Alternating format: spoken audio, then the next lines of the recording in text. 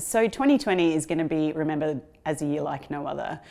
Certainly from the onset of the coronavirus pandemic back in March, followed by the global lockdown measures taken by governments across the globe to contain the spread, we saw the biggest, sharpest economic downturn that we've seen in over a century.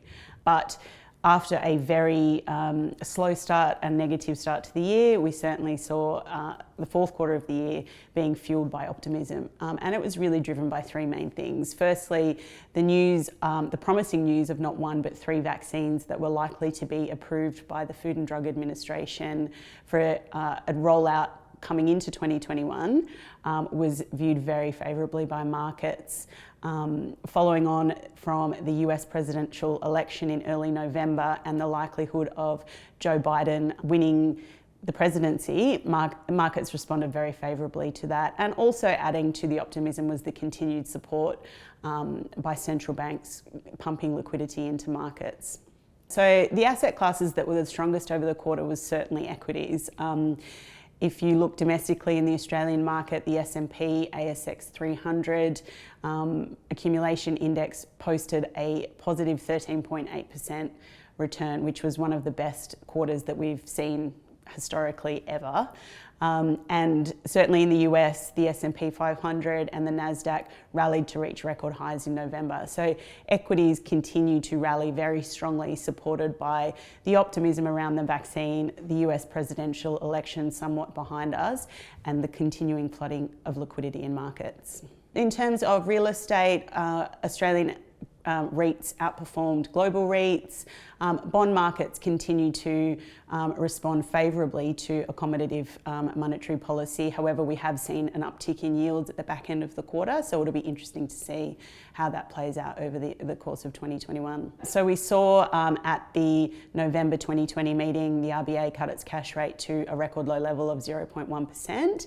Along with that, they announced a quantitative easing program or an extensive bond buying program. And really, the key sort of indicators that they gave around the reasoning behind those decisions was that Australia faces a long period of high unemployment, and the RBA is really going to do whatever it can to bring that rate down and certainly keep it, not let it get too high for too long. Along with the lowering cash rate, the bond buying program that they announced will hopefully put downward pressure on the Australian dollar. Certainly, Governor Lowe has indicated that he doesn't intend to do or to push interest rates into the negative, but he also stated that a quantitative easing was unlikely at the back end of 2029, so who knows. There is continuing upward pressure on the Australian dollar. I believe that the RBA cut their rate and announced that QE program really to try and put downward pressure on the Aussie dollar. We've got surging commodity prices, especially in iron ore, with the continuing strong demand from China, which will put upward pressure on the Australian dollar. And by announcing the bond buying program in line with other global central banks, that will hopefully offset any surging commodity prices that we're going to see that would put the upward pressure on the dollar, notwithstanding the downward pressure that is currently facing the US dollar with the uncertainty around the outcome of the presidential election, which is somewhat behind us but is still sort of flowing through into markets, and the outcome of COVID-19 in the US, which has been disastrous to say the least, has put sort of significant pressure on the dollar and the economy in the US. We tend to view, and certainly the case to date is that markets have priced in a Biden presidency very favourably.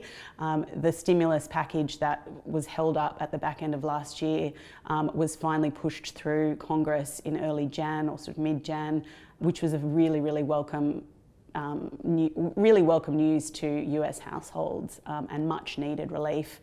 So that increasing stimulus that was stalled under the Trump administration and being passed through Biden is a very favourable outcome to markets. He has also indicated that he intends to spend around US $2 trillion in green infrastructure, which will help support ESG type funds that have exposure to those sorts of assets, both in the US but offshore as well. I know that some Australian companies have certain exposures which will benefit greatly from that spend. And whilst Biden has indicated that he intends to raise corporate taxes, the general view is that the stimulus spending from the government will marginally offset those taxes and not weigh too heavily on corporate earnings in 2021. If there's a delayed rollout or any issues with the implementation of vaccines across global countries, there certainly could be an impact to the recovery that we anticipate in economies over the course of 2021. Things like the distribution and administration of millions or potentially billions of vaccines doesn't come without a struggle, especially the new mRNA technology that's being used in these vaccines needs to be stored at really, really cold temperatures, which will be challenging for less wealthier countries.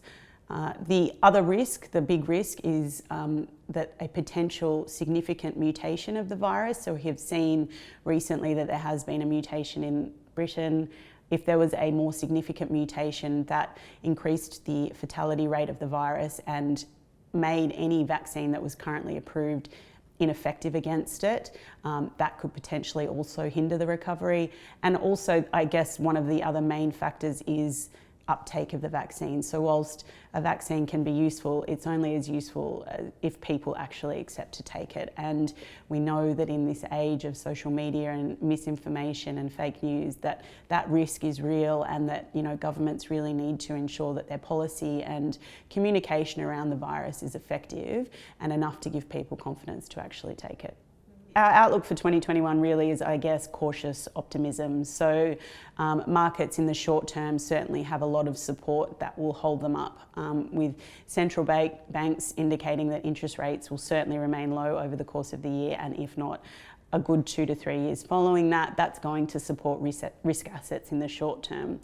Over the medium term, I guess the risks are a little bit higher and the outlook a little bit more rockier. You know, if, as we just discussed, the rollout of the vaccine isn't as effective as it's hoped, that really will put a dampener on the global recovery that we are anticipating for the year. I guess the stance with retirees or pre-retirees is always the same regardless of short-term market noise. So notwithstanding what has happened over the last year, our advice to pre-retirees and retirees is solid financial advice around your portfolio is what is going to be key in protecting you. So considering things like sequencing risk, where, you know, large drawdowns on capital during certain drawdowns in the market will impact the return on your portfolio, and your spending policy will have significant impact on what you know, your outcome might be. So we do really recommend, no matter what, financial advice, and really sitting down with a financial advisor and working through your plan, your long-term horizon and what it looks like, and sticking to that regardless of what has happened.